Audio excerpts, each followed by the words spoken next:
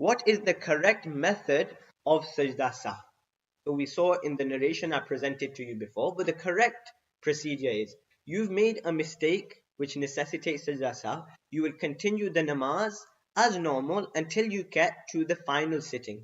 Until you get to the final sitting, you will sit down and you will read At-Tahiyyatu Lillahi until Ashhadu an la ilaha illallah wa ashhadu anna Muhammadan abduhu wa rasuluh, and then you will say Assalamu alaikum wa rahmatullah to your right hand side, and then Allahu Akbar into sajda. So you will only do how many salams? One. You're not going to do both sides. Only one salam, Allahu Akbar into sajda. Subhana Rabbiyal A'la, Subhana Rabbiyal A'la, Subhana Rabbiyal A'la, Allahu Akbar.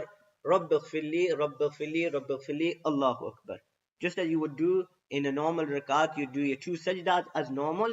You get up from your second sajda, Allahu Akbar, At-Tahiyyatu Lillahi, you read your Durood Sharif, you read your dua, and finish the namaz as normal. Assalamu alaikum wa rahmatullah, Assalamu alaikum wa rahmatullah.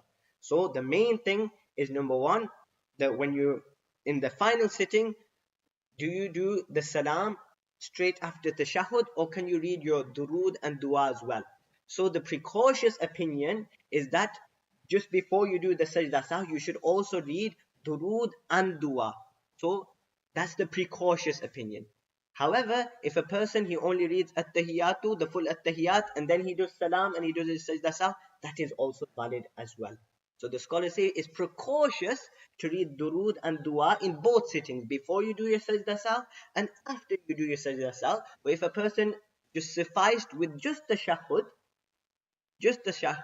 and at-tahiyyat, and then he did salam and he did his two sajdas, then the sajdah sahw will be valid. And another thing to note is, when you, after you've done your two sajdas, you sit back into the tashahhud position and you will have to read at-tahiyyat again. So it's wajib to read at-tahiyyat again and then finish the namaz and conclude the namaz with the salam. So it's not just that you're going to do your two sajdas and then you get up and you're done. No. After you've done your two sajdas, you sit back down, you read your at-tahiyyat, and you finish your namaz. So that is the correct procedure for doing sajdah sahw.